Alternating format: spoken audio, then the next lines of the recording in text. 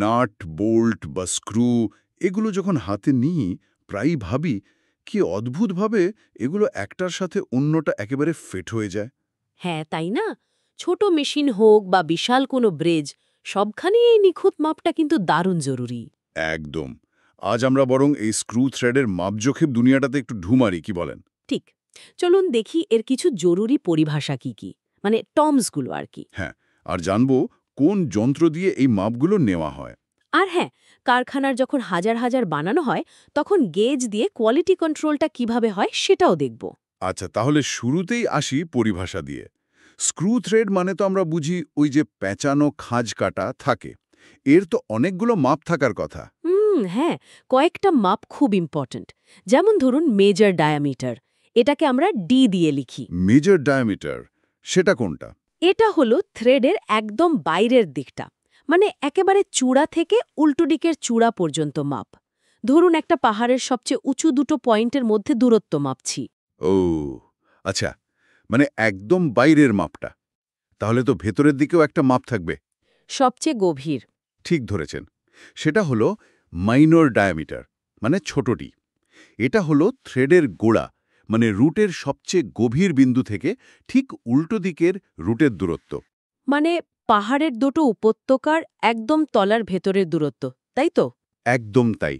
উপত্যকার গভীরতম বিন্দুর মাপ। বুঝলাম। বাইরের চূড়া আর ভেতরের খাদ। কিন্তু আসল ফিটিংটা নাকি অন্য একটা ডায়ামিটারে কন্ট্রোল হয়। কি যেন নামটা? Effective diameter. পারফেক্ট।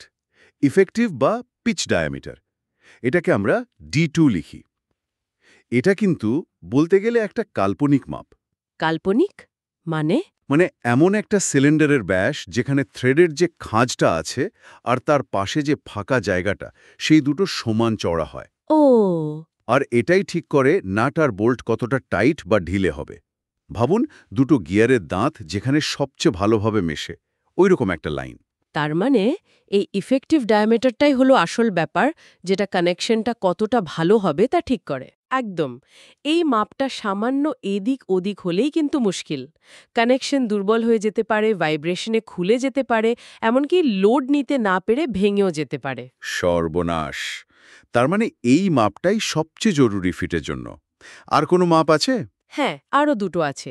একটা হলো পিচ, মানে পাশাপাশি দুটো থ্রেডের একই পয়েন্টের মধ্যে দূরত্ব, যেমন একটা চূড়া থেকে ঠিক তার পরের চূড়া পর্যন্ত। আচ্ছা, ঢেউয়ের মতো এক চূড়া থেকে পরের চূড়া। হ্যাঁ, আর আছে থ্রেড অ্যাঙ্গেল আলফা, মানে থ্রেডের দুটো পাশের, মানে ফ্ল্যাঙ্কের মধ্যবর্তী কোণ। যেমন সাধারণ মেট্রিক থ্রেডে এটা হয় 60 ডিগ্রি। ওটা কি পাহাড়ের ঢালের মতো? ঠিক তাই, পাহাড়ের ঢালের কোণের মতো। দারুণ সব উপমা। তাহলে মূল প্রশ্নটা হলো, একটা নাট আর বোল্টের এরকম পারফেক্ট ম্যাচ হওয়ার জন্য এই ইফেক্টিভ ডায়ামিটার সহ বাকি মাপগুলো এত জরুরি কেন? কারণ এই মাপগুলো ঠিক না থাকলে পার্টসগুলো ঠিক মতো লাগবেই না। লাগলেও হয়তো লোড নিতে পারবে না, বা ব্যবহারের সময় খুলে গিয়ে বিপদ ঘটাতে পারে। মানে নির্ভুল মাপ মানেই হল নির্ভরযোগ্যতা আর নিরাপত্তা। বুঝলাম। আচ্ছা, এবার ভাবি, এই যে এত সূক্ষ্ম সব মাপের কথা বললেন, এগুলো মাপে কি দিয়ে? এমনি স্কেল বা ক্যালিপার্স দিয়ে তো হবে না মনে হয়। না না, একেবারেই না। এর জন্য স্পেশাল যন্ত্র লাগে। যেমন একটা খুব ভালো যন্ত্র হল floating carriage micrometer. Floating carriage micrometer, সেটা কি করে? এটা দিয়ে ইফেক্টিভ ডায়ামিটার খুব নিখুঁতভাবে মাপা যায়। এটার মজা হল এতে দুটো বা তিনটে খুব সরু নির্দিষ্ট মাপের তার ব্যবহার করা হয়, মানে ওয়্যার। তার কিভাবে? ওই তারগুলোকে থ্রেডের খাঁজের মধ্যে ঠিকঠাক বসিয়ে তারপর মাইক্রোমিটার দিয়ে বাইরের মাপটা নেওয়া হয়। অনেকটা স্লাইড ক্যালিপার্সের মতো দেখতে হলেও এই তারগুলো খাঁজের ঠিক জায়গায় মাপ নিতে সাহায্য করে। বাহ! তার মানে তারগুলো প্রোবের মতো কাজ করে মাপটাকে আরও অ্যাকিউরেট করে। দারুণ তো। আর অন্য কোনো যন্ত্র আছে? আর একটা আছে স্ক্রু থ্রেড মাইক্রোমিটার। এটা সরাসরি পিচ ডায়ামিটার মাপার জন্যই বানানো। ও, এটা তাহলে আরও স্পেশালাইজড। হ্যাঁ, এর একদিকের অ্যানভিলটা দেখতে অনেকটা ভি শেপের হয়, যেটা থ্রেডের খাঁজে ঠিক বসে যায়, আর অন্যদিকের স্পিন্ডেলটা থাকে ছুঁচলো, যেটা থ্রেডের রুটে বসে। মানে এটা থ্রেডের জন্যই বানানো একটা কাস্টমাইজড মাইক্রোমিটারের মতো। একদম। ইন্টারেস্টিং। আর ওই যে তার দিয়ে মাপার পদ্ধতিটা বললেন, টু ওয়্যার মেথড, ওটা কি এই ফ্লোটিং ক্যারেজেই ব্যবহার হয় নাকি আলাদাও হয়? ওটা আলাদাও করা যায় সাধারণ মাইক্রোমিটার দিয়েও। 2 এর মেথডটা ল্যাবে খুব বেশি প্রিসিশনের জন্য ব্যবহার হয়। দুটো একই মাপের স্ট্যান্ডার্ড ওয়্যার্স থ্রেডের দুপাশের খাঁজে রাখা হয়। আচ্ছা। তারপর সিম্পল মাইক্রোমিটার দিয়ে বাইরের মাপটা নিয়ে একটা ফর্মুলা দিয়ে ইফেক্টিভ ডায়ামিটার বের করা হয়। অনেকটা দুটো ছোট রোলার ব্যবহার করে খাঁজের সঠিক মাঝখানটা খুঁজে বের করার মতো। একদম পরিষ্কার হলো। তাহলে প্রশ্নটা হলো, সাধারণ যন্ত্র দিয়ে যখন হচ্ছে না, তখন বিভিন্ন ধরনের থ্রেড মাপার জন্যে এই বিশেষ যন্ত্রগুলো কেন এত দরকারি? কারণ থ্রেডের শেপটা তো বেশ জটিল, তাই না? Major diameter, minor diameter, effective diameter, পেচ, অ্যাঙ্গেল সব মিলিয়ে একটা 3D ব্যাপার। হ্যাঁ, তা তো বটেই। সাধারণ যন্ত্র এই সব কটা জিনিস বা এদের সঠিক রিলেশনটা একবারে ধরতে পারে না। এই স্পেশাল যন্ত্রগুলো তৈরি হয়েছে থ্রেডের ওই নির্দিষ্ট ফিচারগুলো ঠিকঠাক মাপার জন্য। বুঝলাম। মাপগুলো জরুরি, মাপার যন্ত্রও বিশেষ।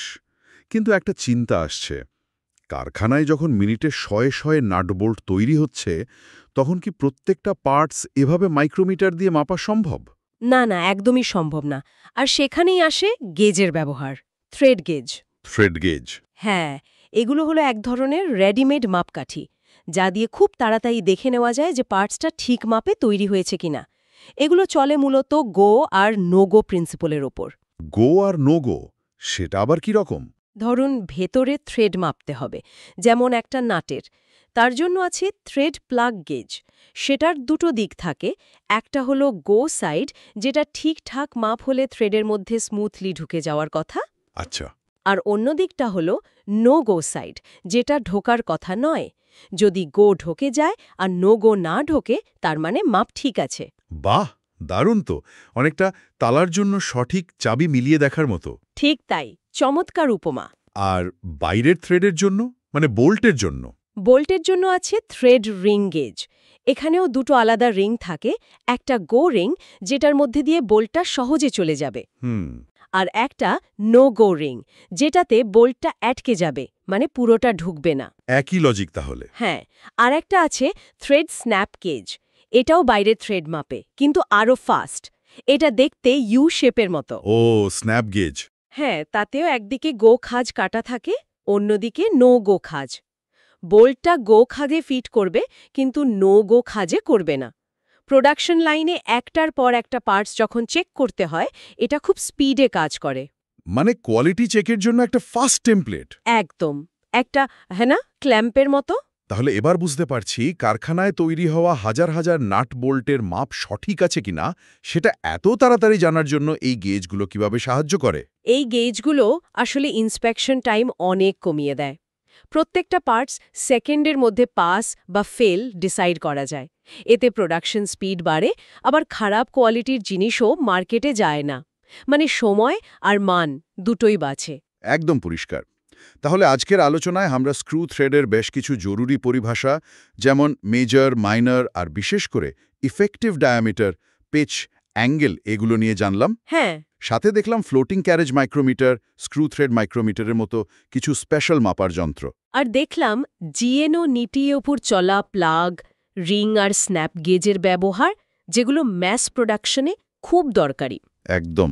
আর দেখুন, ইঞ্জিনিয়ারিংয়ের দুনিয়ায় এই যে নির্ভুল মাপ নেওয়া, মানে মেট্রোলজি, এটাই কিন্তু সবকিছুর ভিত্তি।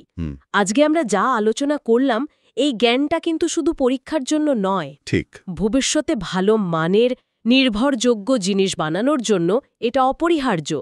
সেটা একটা সাধারণ বাইকের ইঞ্জিন হোক, বা খুব সফিস্টিকেটেড রোবট, বা ধরুন মহাকাশযান, সঠিক মাপ মানেই সেফটি আর পারফরমেন্স। একদম ঠিক বলেছেন। মিলিমিটারের ভগ্নাংশের এই যে সূক্ষ্ম হিসেব, এটাই কিন্তু সবকিছু বদলে দিতে পারে। নির্ভুল মাপ মানে উন্নত পারফরমেন্স আর অবশ্যই নিরাপত্তা। আর এখান থেকেই কিন্তু ভবিষ্যতের দিকেও একটু তাকানো যায়। আজকের এই যে এত প্রিসাইজ মাপার পদ্ধতি, এগুলো ভবিষ্যতে হয়তো ন্যানোটেকনোলজির যুগে বা আরও সূক্ষ্ম মাইক্রো মেশিন তৈরির ক্ষেত্রে কিভাবে বদলে যাবে। ভাবার বিষয়। হয়তো এমন কোনো নতুন পদ্ধতি আসবে, যা আজকের দিনের কল্পনাকেও হয়তো ছাপিয়ে যাবে। এটা নিয়ে কিন্তু ভাবার একটা অবকাশ রইল।